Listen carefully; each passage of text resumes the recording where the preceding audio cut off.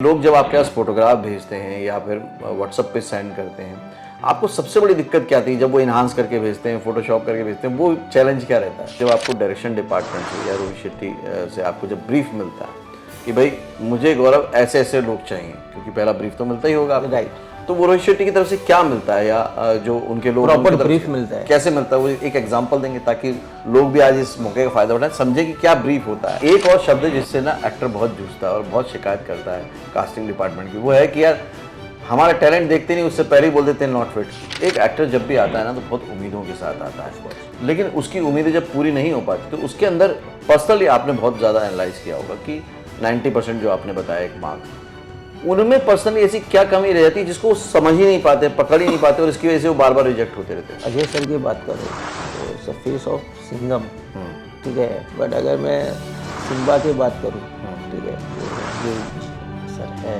तो आपने देखा रहेगा कि वो एक अलग हंसी मजाक निजाम, तो वो कैरेक्टर वैसे ही एस्टेब्लिश किया गया है पब्लिक को ध्यान में रख के। अगर इंडस्ट्री में काम करना है तो आर्टिस्ट कार्ड होना कंपलसरी है, ज़रूरी है, जबकि एज पर प्रैक्टिस लॉ ने तो ये कहा था कि ये फ्री ट्रेड प्रैक्टिस है, लेकिन प्रैक्टिकली अगर हम देखें, फैक्ट पे जाएं तो कितना ज़रूरी है आर्टिस्ट का? नए आर्टिस्ट ना बड़े कंफ्यूज रहते हैं कि यार ये कोऑर्डिनेटर कौन होते हैं और कास्टिंग डायरेक्टर कौन होते हैं। Do you want to join films? Don't know how? Watch and subscribe now. Join Films YouTube channel for thousands of free video lessons on how to join films. Hello friends, welcome to Filmy Funde, joinfilms.com। मैं हूं आपका अपना वीरेंद्र राठौर और आप देख रहे हैं बॉलीवुड का Google, join films YouTube channel. अगर आपको सिंघम सीरीज में काम करना हो, गोलमाल सीरीज में काम करना हो, सूर्यवंशी में काम करना हो या कि रोहित शेट्टी के प्रोडक्शन हाउस में काम करना हो, तो आपको ढूंढना पड़ता है कि भाई मैं क्या करूं, कैसे मेरी कास्टिंग होगी। लेकिन इन सब के पीछे जो कास्टिंग करते हैं, आज वो जॉइन फिल्म्स स्टूडियो में है Gaurav Shah. Welcome to join films. Hello, hi. Casting director है ना, ये जो प्रोफाइल है पिछले कुछ दिनों में ना आर्टिस्ट के लिए, एक्टर के लिए ना डायरेक्टर से भी बड़ा हो गया है। मतलब इसको पार करके तो जाना ही पड़ेगा, राइट, है ना। तो ये कितना कॉम्प्लिकेटेड है और कितना यूजफुल है एक एक्टर के तौर पे किसी के लिए भी? Casting director, casting director actor के लिए कॉम्प्लिकेटेड तो है, हाँ। बट बात रहे कास्टिंग डायरेक्टर, तो कास्टिंग डायरेक्टर के लिए कोई डिग्री तो लगती नहीं है जैसे वो डॉक्टर की और इसकी लगती है। हर कोई अपने आप को प्रोड्यूसर बोलता है, कास्टिंग डायरेक्टर बोलता है, बट ऑफ कोर्स कि उनके एक्सपीरियंस के हिसाब से काम मिलता है। जैसे मेरे को इंडस्ट्रीज में 17-18 साल हो गया है, मेरे को खुद को नहीं पता था कि कास्टिंग डायरेक्टर क्या होता है। ऐसे जर्नी शुरू की थी मैंने, फिर धीरे धीरे रियलाइज़ होने लगा, फिर पता चला अच्छा प्रोड्यूसर होता है, कास्टिंग डायरेक्टर होता है। वो टाइम पे तो ऐसा कुछ था नहीं, लेकिन कास्टिंग का भी ना अपना एक जर्नी रही है और आपने तो इतने सालों से किया हुआ, तो थोड़ा सा बताएं कितने कितने चेंजेस आते गए, जैसे अभी हम लोग डिस्कस कर रहे थे, पहले कैसे होती थी, अब कैसे होती है और अब कैसे हो रही है? तो मैं तो बहुत छोटा था, मेरे को याद है 1997 पहला फिल्म था कुछ कुछ होता है, ठीक है, जब मेरे मदर ने शुरुआत की थी और फादर वो टाइम पे इन्वॉल्वमेंट हुए थे। तो कुछ कुछ होता है में एक सीन है जहाँ पे स्टेयरकेस का सीन है, जहाँ पे वो काजल को खींच के लेके आता है।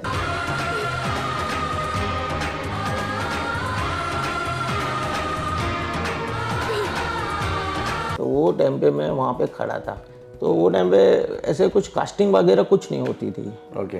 वो टाइम पे ऐसे किसी को ये भी नहीं पता था बैकग्राउंड है, ये लीड है, ये पैरेलल है, शूटिंग है, शूटिंग है, काम करना है, इतना पैसा मिलेगा। किसी को ये भी नहीं पता था कि कौन से कैरेक्टर के लिए कितना पैसा मिलेगा। तो पब्लिक बोलती अच्छा शूटिंग है, शाहरुख खान देखने को मिलेगा, समझ रहे हो। पब्लिक आती थी, काम करती थी, खाना खाती थी, हैप्पीली चले जाते थे। फिर वो दौर चला, तो वो दौर में ऐसा था कि तभी तो कोई सोशल मीडिया नहीं थी, तो मेरे को याद है कि बहुत सारे पोर्टफोलियोज घर से आते थे, कुरियर से आते थे, पब्लिक घर पे आके पोर्टफोलियोज वगैरह देती थी। फिर वो पोर्टफोलियो हम लोग ऐसे लिस्ट में बना के रखते थे, एल्बम्स बनाते थे। जब भी मीटिंग हो हिसाब से, एज ग्रुप के हिसाब से हम लोग जाते थे, पूरा मैनुअली दिखाते थे, मैनुअली पूरा ऐसे दिखाते थे। तो वो दौर अलग था। उसके वो टाइम पे जो भी ऑडिशंस होते थे बांद्रा या फेमस स्टूडियो महालक्ष्मी में होते थे, डायरेक्टली प्रोडक्शन हाउस में, ऐसे कोई स्टूडियो नहीं थे कि पर्टिकुलर कोई ऑडिशन स्टूडियो है। उसके बाद जब दौर चालू हुआ कि जैसे जैसे टीवी पे चैनल्स बढ़ते गए तो एड्स की डिमांड भी बढ़ती गई, तो वो क्या हुआ ना, उसके चलते फिर सोशल अवेयरनेस पब्लिक को ज़्यादा मिली। उसके बाद सब धीरे धीरे पता चला अच्छा ये कास्टिंग डायरेक्टर है, खुद ने अपने स्टूडियो डालने चालू किए। वहाँ से फिर कास्टिंग डायरेक्टर, एक्टर, तभी भी सोशल मीडिया इन्वॉल्व नहीं था वो टाइम पर। मेरे को लगता है 2008-9 तक सोशल मीडिया इन्वॉल्वमेंट नहीं था, तभी भी फ्रॉड कम होता था। और फिर तभी लोग पर्सनली मिलने आते थे, फिर वो टाइम पे भी पर्सनली पोर्टफोलियो ही देते थे। वो टाइम पे ऑडिशंस होने लगे। फिर उसके बाद एक जर्नी शुरू हुई जहाँ पे वो ख़त्म होने के बाद कि फेसबुक सबसे पहले इन्वॉल्वमेंट आया, तो पब्लिक फेसबुक से कॉन्टेक्ट करने लगी, वहाँ से अवेयरनेस आनी चालू हुई। अभी तो इंस्टाग्राम से, राइट, और पेंडेमिक के बाद से फिर ऑनलाइन, और कोरोना ने तो मतलब आप समझ रहे हो कि पूरा लाइक ऑडिशन का माहौल ही चेंज कर दिया है। अभी ऑनलाइन हो गया है। अभी ऑनलाइन हो गया है। तो अभी अगर कोई मुंबई में रह रहा है तो भी उसको पहला तो राउंड ऑनलाइन ही करना है। ऑफ कोर्स ऑनलाइन ही करना है, उसके अलावा ऑप्शन नहीं है। मतलब पहला कॉल आर्टिस्ट का आएगा तो सर मैं एक्टर, आज चलो ठीक है फोटोग्राफ्स भेज दो। ओके।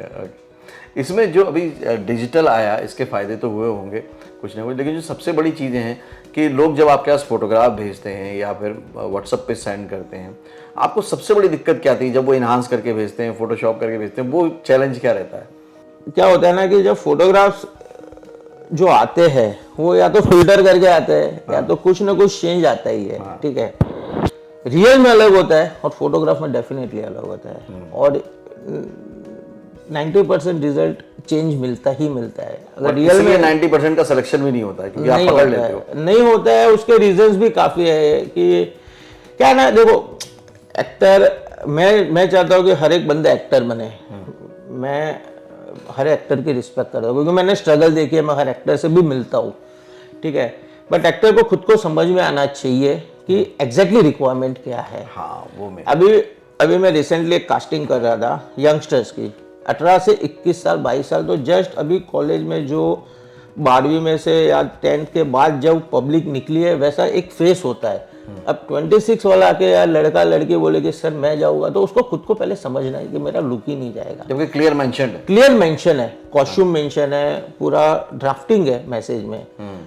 तो थोड़ा वहां पे एक्टर अगर ध्यान दे देगा ना तो उसके लिए भी इजी हो जाएगा पिच करने के लिए। तो उसको थोड़ा वहां पे ध्यान देना चाहिए कि प्रॉपर मैसेज क्या है। नहीं समझ में आ रहा है तो उसको वॉइस नोट छोड़ो, सामने वाले को कॉल पे बात कर लो, मैसेज पे बात कर लो, अब तो बहुत इजी है। राइट, पर क्लियर करके ही देना चाहिए। हाँ, क्लियर करके ही देना चाहिए। क्योंकि जो आप बोले हो गौरव जी कि 90% लोग ऐसा कर देते, तो आपके लिए मेहनत कितनी बढ़ जाती होगी? 90% को छांटना आसान थोड़ी होता है। सर बिजनेस तो यही है कि 10% तक पहुंचने के लिए। हाँ देखो सर क्या होता है ना, मैं बताता हूँ कि देखना तो 100% पढ़ना पड़ता है। अभी हमको खुद को नहीं पता कि वो 10% के क्राइटेरिया में कौन आएगा, तो 100% देखना ही पड़ेगा। आप समझ रहे हो? राइट, तो उस अपन फोटो देख के तो जज नहीं कर पाएंगे। प्रोफाइल तो सब देखनी है, बट उसमें से अपने क्राइटेरिया में कौन फिट हो रहा है वो अपने को उसको अलग निकालना है। अभी आपने जो भी फिल्में कर रहे हैं उसमें रोहित शेट्टी की काफ़ी फिल्में हैं और वो ज़्यादातर फ्रेंचाइजी मॉडल पे काम कर रहे हैं। तो ऐसे में जब एक फिल्म से दूसरी फिल्म पे जाते हैं, जैसे सिंघम से सिंघम रिटर्न आया, अब आप कर रहे हो सिंघम अगेन, तो ऐसे में जो कास्टिंग की रिक्वायरमेंट बदलती रहती है या वही कैरेक्टर के हिसाब से ही चलती रहती है? नहीं, बदलती रहती है। ऑफ कोर्स बदलती। क्या चेंज आया है सिंघम अगेन में? काफ़ी कुछ चेंज आया। दौर के हिसाब से, ट्रेंड के हिसाब से वो लोग स्क्रिप्टिंग और लिखते हैं। पब्लिक का हर 4-5 साल में एक माइंडसेट भी चेंज होता है, जनरेशन चेंज होती है। तो एक डायरेक्टर राइटर भी वही थॉट प्रोसेस से चलता है कि आज के पब्लिक को अभी क्या चाहिए और फ्यूचर में क्या आने वाला है। तो अगर मैं रियल एक्सपीरियंस आपसे पूछूं कि जब आपको डायरेक्शन डिपार्टमेंट से या रोहित शेट्टी से आपको जब ब्रीफ मिलता है कि भाई मुझे गौरव ऐसे ऐसे लोग चाहिए, क्योंकि पहला ब्रीफ तो मिलता ही होगा आपको, राइट, तो वो रोहित शेट्टी की तरफ से क्या मिलता है या जो उनके लोग प्रॉपर ब्रीफ मिलता है, कैसे मिलता है? वो एक एग्जांपल देंगे ताकि लोग भी आज इस मौके का फायदा उठाएं, समझे कि क्या ब्रीफ होता है। ब्रीफ मतलब देखो क्या होता है ना कि पहली मीटिंग में तो कैरेक्टर्स लिस्ट मिलता है, उसके बाद हम जो कैरेक्टर लिस्ट होता है उसका ब्रीफ लेते हैं या तो प्रॉपर नरेशन ले लेते हैं। तो नरेशन में या कैरेक्टर ब्रीफ में पता चल जाता है कि लुक क्या रहेगा, मूड क्या रहेगा, किस टाइप का होना चाहिए। अच्छा ये मराठी टाइप, ये साउथ इंडियन टाइप चाहिए, ये थोड़ा नड़ी चाहिए, तो वो रिक्वायरमेंट्स वो लोग देते हैं। तो वो मतलब हिसाब से बैकड्रॉप कहाँ का है कहानी का, हाँ उस हिसाब से। हाँ, कि अभी समझो कि ये कैरेक्टर यहाँ पे प्ले कर रहा है, तो उसका आजू बाजू का एनवायरनमेंट क्या रहेगा, तो उस हिसाब से वो कैरेक्टर कैसे एस्टेब्लिश अपने को करना है, तो उस हिसाब से फिर हम लोग कैरेक्टर सोर्स आउट करते हैं। और एक और शब्द है जिससे ना एक्टर बहुत जूझता है और बहुत शिकायत करता है कास्टिंग डिपार्टमेंट की, वो है कि यार हमारा टैलेंट देखते नहीं, उससे पहले ही बोल देते हैं नॉट फिट। पहले परफॉर्म तो करने दो, उसके बाद बोलो, बोले पहले ही बोल देते हैं नॉट फिट। इसको आप कैसे डिटेल में बताओगे? देखो क्या होता है ना कि मैं आपको एक बताता हूँ कि जब भी कैरेक्टर ब्रीफ मिला तो अपने को पता है कि ये कैरेक्टर इसमें जाएगा, ठीक है। तो सबसे पहले तो हम लोग देखते हैं कि भाई वो कैरेक्टर में जा रहा है कि नहीं, लुक वाइज पहले, ठीक है। अगर 19-20 भी हो रहा है तो अपन एक ट्राई करते हैं कि इसका एक टेस्ट ले, टेस्ट के बाद पता चलता है कि भाई कर पाएगा कि नहीं, उसके वर्कलिंग मंगाते हैं, उसका इंट्रोडक्शन तो ऑफकोर्स लेते हैं, उसका 2-3 तरीके से में भी अपन ऑडिशंस लेते हैं।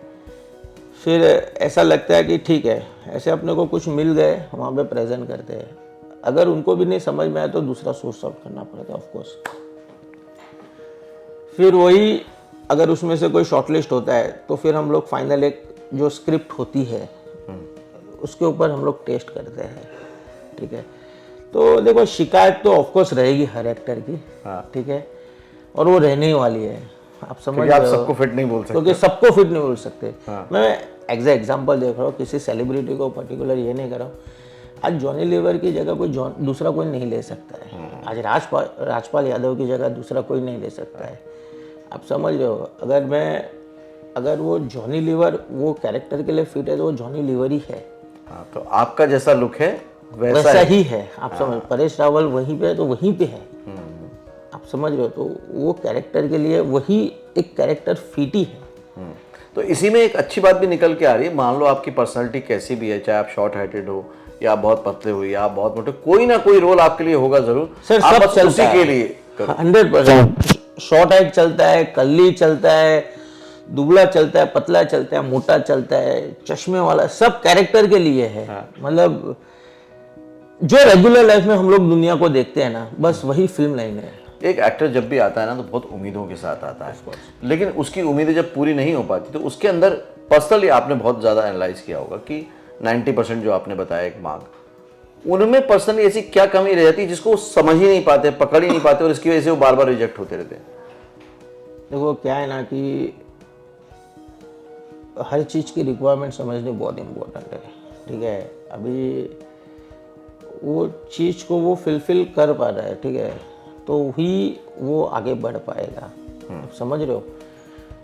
एज ए एक्टर बहुत सारे फेसेस हैं, बहुत सारे बॉडी स्ट्रक्चर्स है, बहुत सारे चीज़ें मैटर करती है।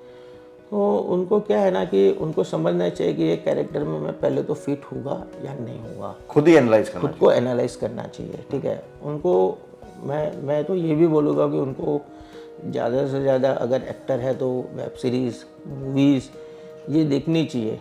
ये उनको ये इस तरीके से देखनी चाहिए कि भाई ये कैरेक्टर ने ये रोल कैसे प्ले किया हुआ है, ठीक है। क्योंकि जब दूसरे लोग देखते हैं तो दूसरे नज़रिए से देखते हैं, वो एंटरटेनमेंट के नज़रिए से देखते हैं। आप आर्टिस्ट हो, आपको एक्टर की अरे यार उसने बहुत अच्छा परफॉर्म किया था, मेरे लिए अगर ये कैरेक्टर होता तो मैं क्या कर सकता, तो आप उसमें से भी लर्निंग निकाल सकते हो। हाँ, तो आप उसमें से भी लर्निंग निकाल सकते हो।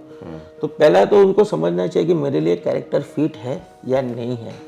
अगर फिट है तो फिर आप डेफिनेटली अप्रोच करो। तो पहले तो उनको ही समझना है। जब कहते हैं ना, जब डायरेक्टर बदलता, भले सब्जेक्ट सेम काइंड हो, जैसे पुलिस फोर्स पे बहुत सारे लोग फिल्म बनाते हैं, राम गोपाल वर्मा भी बनाते हैं, रोहित शेट्टी बनाते हैं, लेकिन जब मेकर बदल जाता है तो क्या उसका कास्टिंग का नजरिया भी बदल जाता है, भले वो सेम ही बैकड्रॉप पे हो? कास्टिंग का नजरिया तो सर बदलता है, ऐसा नहीं है, बदलता है, ऑफकोर्स बदलता है। क्या ना कि क्रिएटिवली स्क्रिप्ट कैसे लिखी गई उसके ऊपर भी डिपेंड करता है, आप समझ रहे हो। तो कास्टिंग का नजरिया ऑफकोर्स बदल जाएगा।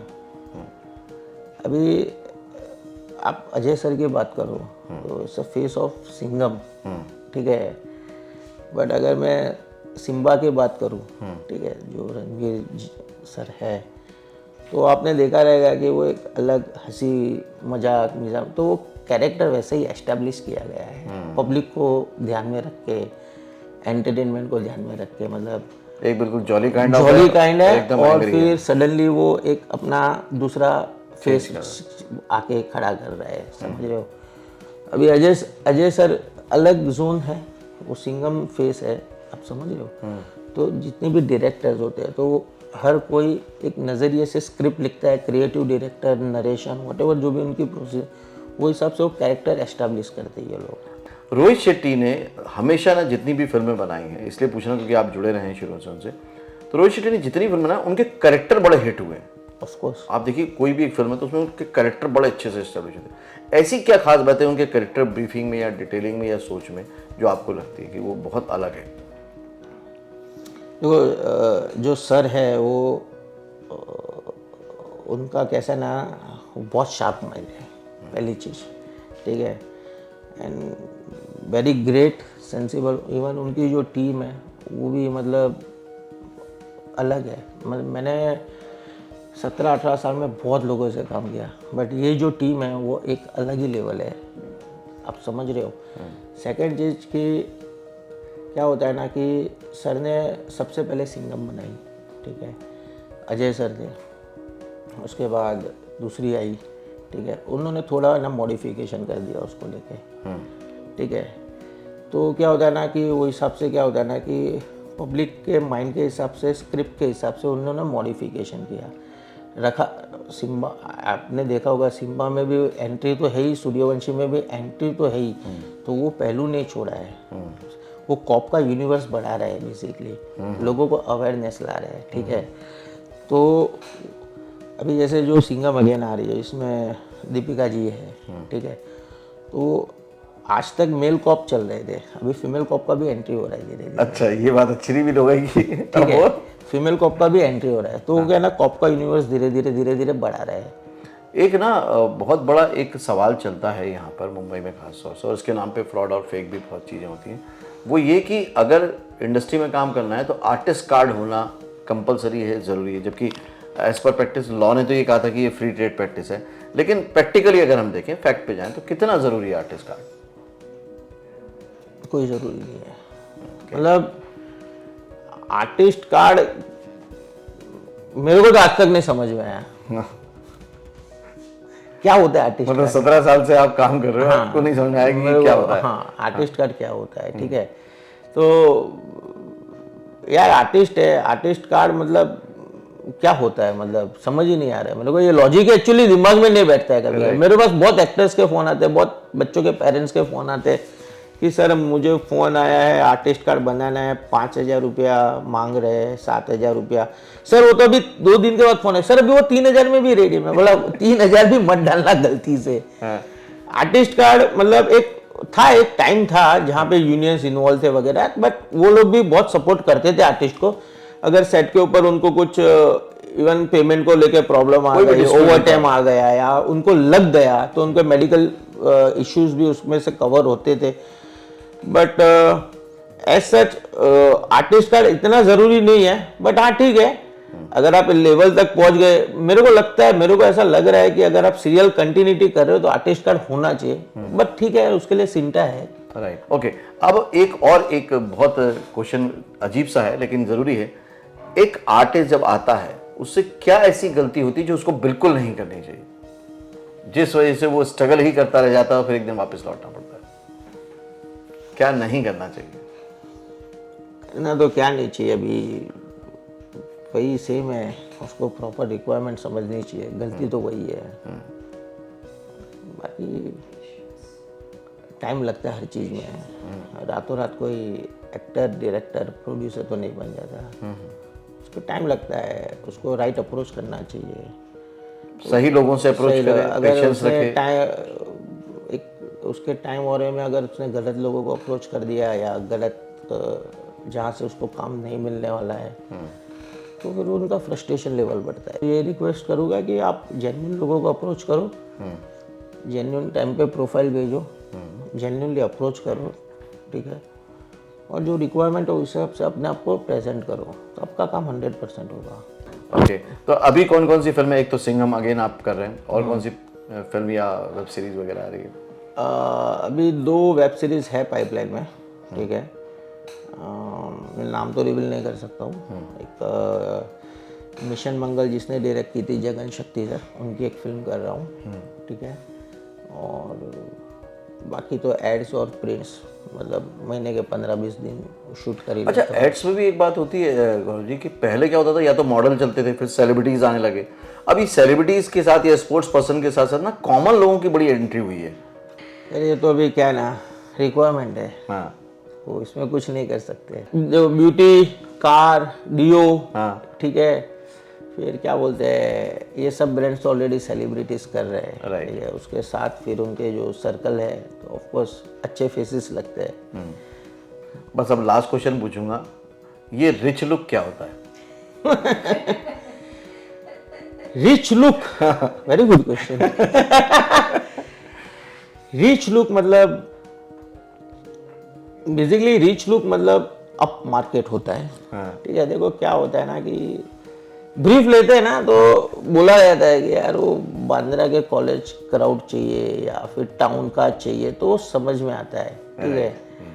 तो रिच लुक ही होता है। अभी लिखने में चल रहा है rich look, good budget, rich look, ठीक है। फिर क्या क्या और भी बहुत सारे वर्ड्स है ऐसे, ठीक है। तो वो सालों से कैसे ना वो दिए गए हैं तो चले जा रहे हैं, और कुछ नहीं चला है। रहा है रिच वो लुक। टेक्निकल रिच मतलब एक सोफिस्टिकेटेड, एक प्रेजेंटेबल, आप समझ रहे हो। जैसे मैं बात करूँ को अगर 40-45 का एज ग्रुप है और मेल फीमेल चाहिए, ठीक है, तो एक वाल्केश्वर या कप परेड या टाउन साइड कैसा पब्लिक एक मेल कैरेक्टर रहता है कि जिसका सॉल्ट एंड पेपर है, बॉडी में प्रॉपर है, उसको रिच लुक बोलते हैं। भाई वो 45 में भी मतलब फिट एंड फाइट मतलब बंदा है, तो उसको रिच लुक बोलते हैं। वो जिससे स्क्रीन प्रेजेंस में रिचनेस आए, आए, हाँ। तो रिच लुक वो ब्रांड को रिच लगे, और कुछ नहीं है। वो तो रिच हो गए पता नहीं, लेकिन ब्रांड को रिच लगना चाहिए। ओके, ठीक है। एक और बस लास्ट पूछूंगा, क्योंकि आप इतने अच्छे से बता रहे थे, मेरे लास्ट खत्म नहीं हो रहा है। नए आर्टिस्ट ना बड़े कंफ्यूज रहते हैं कि यार ये कोऑर्डिनेटर कौन होते हैं और कास्टिंग डायरेक्टर कौन होते हैं। सब बोला मैंने, डिग्री तो है ही नहीं। डिग्री है नहीं। जब से कास्टिंग डायरेक्टर के प्रोफाइल को एक सेलिब्रिटी स्टेटस मिला है, तो कोऑर्डिनेटर्स भी अपने आप को कई जगह पे कास्टिंग डायरेक्टर लिखने लग गए। सर वो 2 महीने का प्रोड्यूसर भी लिखेगा वो कोई, क्योंकि देखो producer, director, casting director, coordinator, ठीक है, इसमें कोई डिग्री नहीं लगती है। आप समझो लॉजिक। जिसको लिखना है, हाँ, जिसको लिखना है कल पेज बना देगा, थोड़ा बहुत खर्चा कर देगा, व्यूअरशिप ले लेगा, कहीं से वीडियो उठा के डाल देगा, बोल देगा मैं कास्टिंग डायरेक्टर हूँ, मैं कोऑर्डिनेटर हूँ, ठीक है, मैं प्रोड्यूसर हूँ, 3-4 कंपनी का नाम डाल देगा, 100% चांस की गारंटी, 100% पैसा रिफंडेबल, फिर क्या क्या पता नहीं और क्या क्या लिखते हैं कि ओपन ऑडिशन, मतलब बहुत कुछ लिखता है। आजकल तो रस्तों में भी दिख जाता है कि 5,000 के लिए हाँ, वो फिल्मों मैंने देखा हुआ है। सीरियल में काम करे लड़के लड़कियां चाहिए, है ना। तो इसमें वही आपने कहा कि अवेयरनेस नहीं होती, इसलिए फंस जाते हैं लोग। हाँ, कहीं ना कहीं अवेयरनेस नहीं होती। राइट। देखो सर, आपको प्रोफाइल देखना पड़ेगा कंपनी का, राइट। आप समझ रहे हो। आपको कंपनी का प्रोफाइल देखना पड़ेगा और उसके बाद आपको डिसीजन लेना है। तो अगर मान लीजिए कोई जेन्युइनली आपसे कनेक्ट करना चाहे, आपके सोशल पेजेस से कनेक्ट करना चाहे, तो आपसे वो किस तरह से कनेक्ट करे, कोई भी एक्टर? मेरा नंबर तो ऑलरेडी आई थिंक सबके पास है अवेलेबल, पर्सनल नंबर ही है मेरा, तो ऐसा भी नहीं है मेरा पर्सनल नंबर और कंपनी का नंबर अलग है। और मेरा सोशल मीडिया पे पेज भी एक ही है, राइट, जेन्युइन है। तो उसका लिंक भी मैं शेयर कर दूंगा। और ऑडिशन बैंक में आपके ऑडिशंस शेयर होते ही होते हैं, ऑफ कोर्स जो होते जॉइन ही फिल्म्स है। का है, तो वहाँ पे भी शेयर होते हैं, तो वहाँ से भी आप ले सकते हैं। प्लस इनके सोशल पेजेस पे भी कनेक्ट कीजिए, ताकि आप अगर सही लोगों से जुड़ेंगे तो अपने आप ही एक अवेयरनेस आपके अंदर आती रहेगी। Gaurav ji, thank you very much, thanks a lot. बहुत अच्छे से आपने डिस्क्राइब किया, बहुत अच्छे से बताया, और इससे नए एक्टर्स को बहुत हेल्प मिलेगी। Thank you.